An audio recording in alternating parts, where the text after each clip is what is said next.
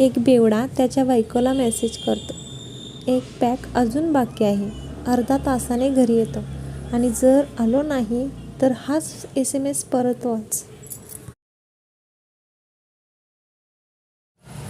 एक हवालदार दारू पिणाऱ्या माणसाला दारू न पिण्याचे फायदे सांगत असतो, पण दारुडा त्याला उलट सांगत होता की, हवालदार, अरे दारू पिल्याने संसार टिकत नाही.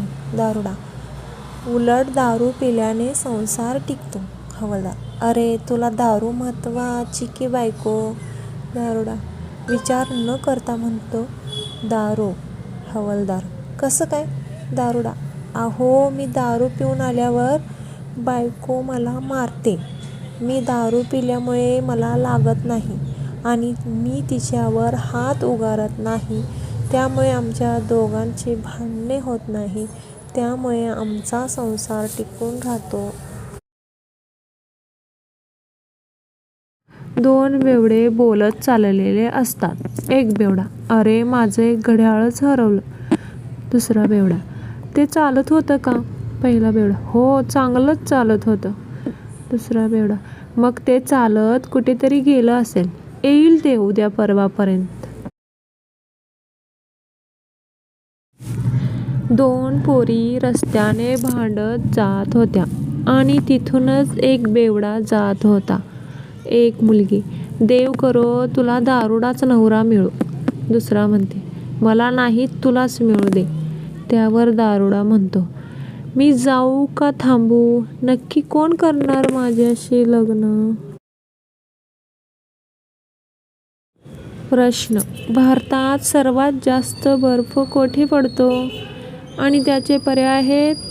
पर्याय ऐकायच्या आधीच एक बेवडा लगेच उठून बोलतो, थांबा थांबा, पर्याय कसले देताय?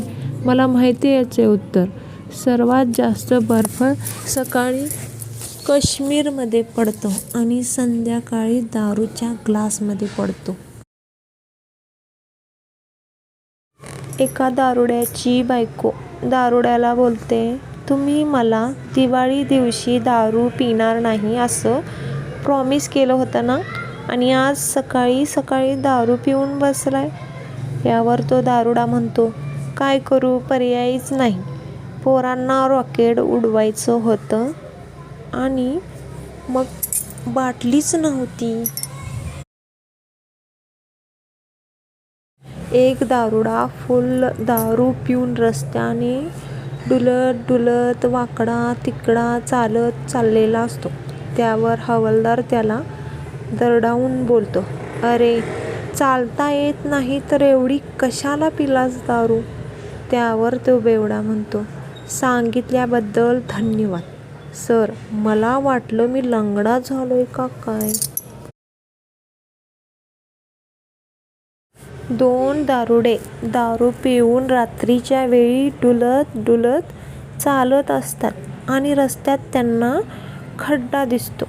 पहिला दारुडा, अरे हे काय आहे बघ, येथे काय दिसतंय हे? दुसरा दारुडा, अरे हा चंद्र दिसतोय. पहिला दारुडा, अरे चल लवकर, आपण बोलत बोलत चंद्रावर आलो की काय.